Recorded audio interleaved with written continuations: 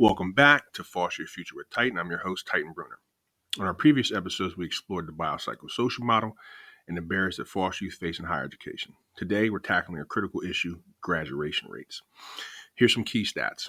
Only 3 to 4% of former foster youth obtain a college degree by the age of 25.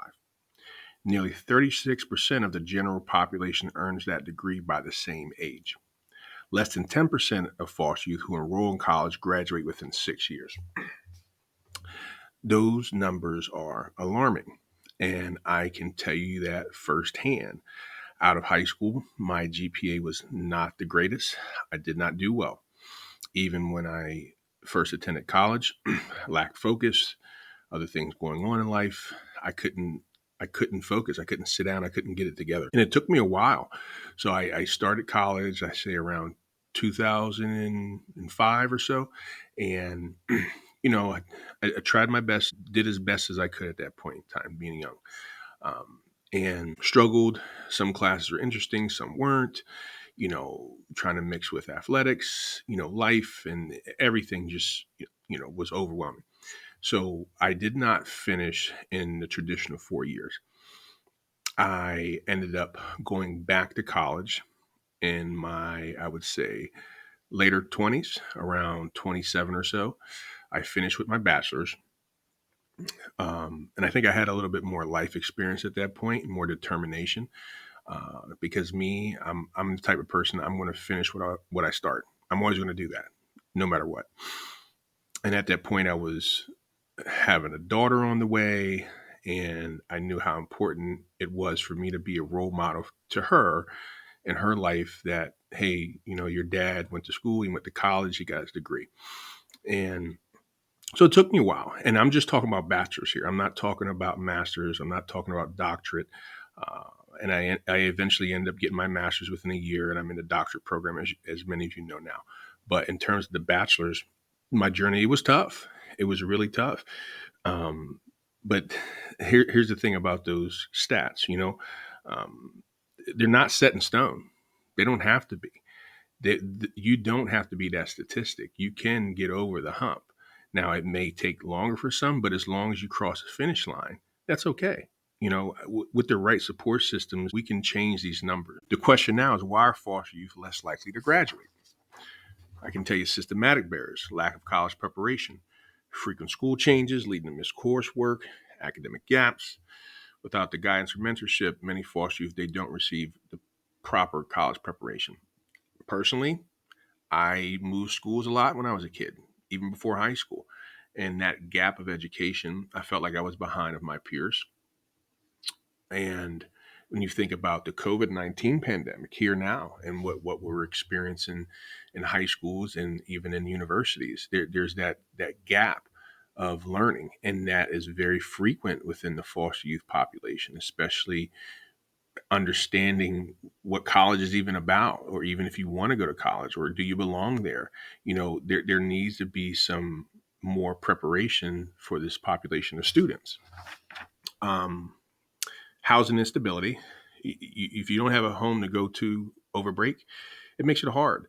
Some universities offer year-round housing, but it's not universal. Also, we're talking about the financial constraints, grants, work study, but think about it. An unexpected expense that could happen can derail everything. Everything's out the window. Financial aid navigation, very overwhelming. I see that with students on this campus, which is fine. And we sit down, we figure it out. I said we look for outside resources. I shared some of those resources in our last episode for foster youth out there, and I want to get that out there for you and everyone that's listening. If you know someone, whether in high school or college, or they're trying to prep for college, I've sent a link, and I'll add more links into this description of here. And also personal barriers. You think about the things that have happened in life that may be traumatic, and having to struggle with symptoms of PTSD, anxiety, and depression. It does make it more challenging. That's why we need mental health support. And without that, and I've seen this now, and this is not even talking about foster youth, we're talking about a whole generation of students in terms of the COVID-19 pandemic. And it has cause their academic performance to suffer. I've seen it. I've worked in it for a couple years, and it's something that we have to get out there in terms of the help and support that they need. And within my description, I will be sending a list of organizations, scholarships, and anything like that towards the end of this podcast. How can we improve graduation rates? The one thing I actually run on this campus is called supplemental instruction, and it was adopted by the Department of Education in the early 90s. And what it is peers teaching peers, but in a more group setting. And you have students that they don't have to necessarily struggle if they need reinforcement, but it's also breaking down concepts and materials in real world examples, as well as gearing towards people's different learning styles. I can remember sitting in lecture in my 20s and I could not pay attention. Everything just went over my head. I kind of understood some stuff, but some things just went over my head. And it took me a long time to figure out my learning style.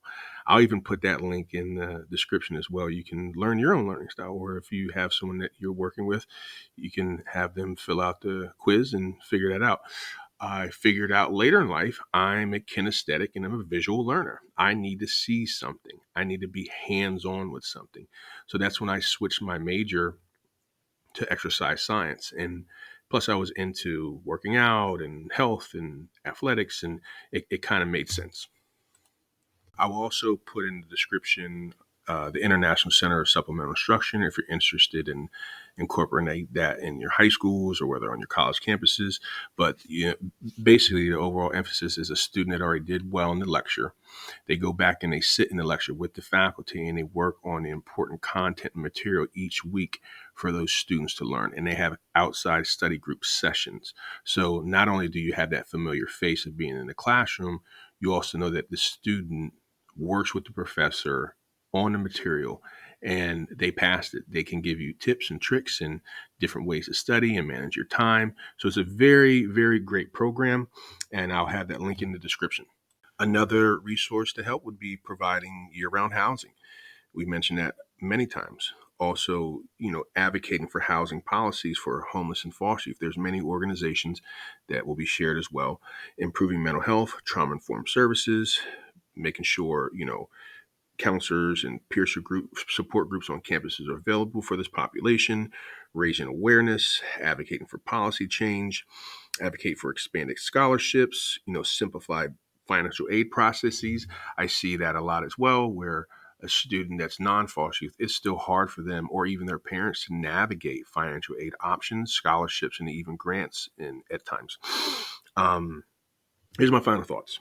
So how you can make a difference for foster youth. You as foster youth, for yourself, your past does not define your future. Seek out resources. Don't be afraid to ask for help. I wouldn't be in the position I am now if I didn't have help. And that is the truth. If someone didn't come along and help me and guide me and support me, even in the smallest ways, I don't think I would have been this far, been here. For educators, mentors, and allies, how you can support foster youth in your community, advocacy, right? That's number one. Mentorships. It's life changing. There's organizations where you can just be a mentor to a foster youth in high school or college. And I'll share the link to those descriptions as well. For our next episode, a little bit of preview. I'm excited for this. I'll be sitting down with a current foster youth college student, and we're going to share their experience firsthand. We'll discuss the challenges they face in higher education, how they found success and support, and what changes they believe need to happen to improve foster youth graduation rates. It's going to be a powerful conversation. Be sure to tune in. Thank you for joining me today. Until next time, keep striving, keep believing, and keep fostering your future.